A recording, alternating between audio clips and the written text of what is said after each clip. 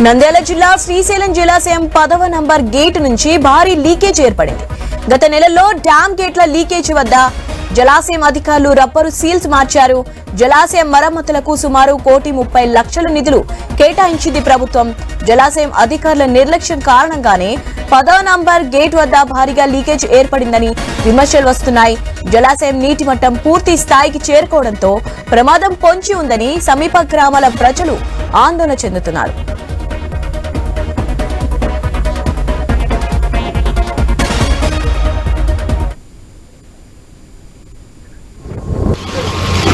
Right, దీనిపై updates తెలుసుకుందాం. మా ప్రతినిధి కిషోర్ ఉన్నారు. కిషోర్, అప్డేట్స్ ఏంటి? ఈ యొక్క శ్రీశైల జలాశయానికి పూర్తి స్థాయిలో కూడా వరద నీరు పోటెత్తుతున్న నేపథ్యంలో ఈ యొక్క శ్రీశైల జలాశయం యొక్క గేట్ల నుంచి కూడా నీళ్లు భారీగా లీక్ అవుతున్న పరిస్థితి స్పష్టంగా కనపడుతుంది. 10వ గేటు నెంబర్ వద్ద ఉన్నటువంటి రబ్బర్ సీల్స్ యొక్క లీకేజ్ అధికంగా కావడంతో ఆ సీల్స్ పనిచేయకపోవడంతో జలాశయం నుంచి కూడా పూర్తి స్థాయిలో కూడా నీరు కిందికి వెళ్లిపోతున్న పరిస్థితి కనపడుతుంది. అయితే ఈ యొక్క డ్యామ్ సేఫ్టీ కోసం చెప్పేసి ఇటీవల రాష్ట్ర ప్రభుత్వం పెద్ద ఎత్తున చర్యలు చేపట్టినప్పటికీ కూడా స్థానికంగా ఉన్నటువంటి అధికారుల నిర్లక్ష్యం పూర్తి స్థాయిలో కూడా డ్యామ్ భద్రతనే ప్రశాంతకంగా మార్చే ప్రయత్నం పరిస్థితులు ఏర్పడుతున్నాయి.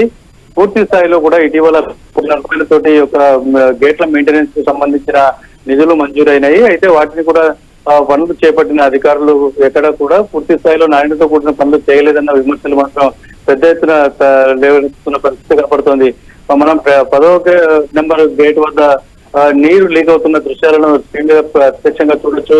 పూర్తి స్థాయిలో కూడా నీరు మొత్తం అక్కడ లీక్ అవుతున్న పరిస్థితి. ఇదే గేట్ కు సంబంధించి గతంలో కూడా నీళ్లు లీక్ అవుతున్నాయన్న నేపథ్యంలో రబ్బర్ సీల్స్ వేసేందుకు ప్రత్యేకంగా చర్యలు చేపట్టారు అధికారులు. అయితే వారు చేసినటువంటి మరమ్మతులు ఏవి కూడా సత్ఫలితాలు ఇవ్వలేదన్నది మాత్రం స్పష్టంగా కనపడుతుంది. ఈ నేపథ్యంలో ఇప్పటికే శ్రీశైల జలాశయం పూర్తి స్థాయిలో కూడా ప్రమాదంలో ఉంది.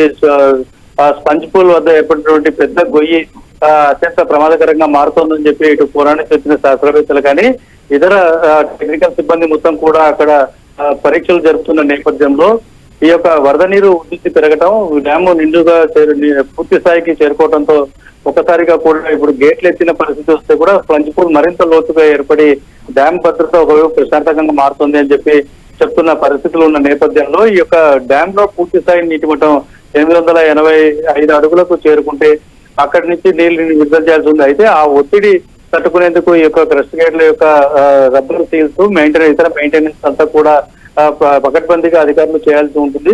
అయితే ఈ యొక్క పూర్తి స్థాయిలో జలాశయానికి జూన్ మొదటి వారం నుంచే నీళ్లు రావడం మొదలు పెట్టినప్పటికీ కూడా అధికారులు పూర్తి స్థాయిలో అలసత్వం వహించారు. దానివల్లనే ఈ యొక్క చేసిన మరమ్మతులు పనిచేయకుండా పోయాయి. నీరు భారీగా లీక్ అవుతోంది, వృధాగా నీరు వెళ్లిపోతుందన్న విమర్శలు మాత్రం పెద్ద ఎత్తున రేకెత్తుతున్నాయి.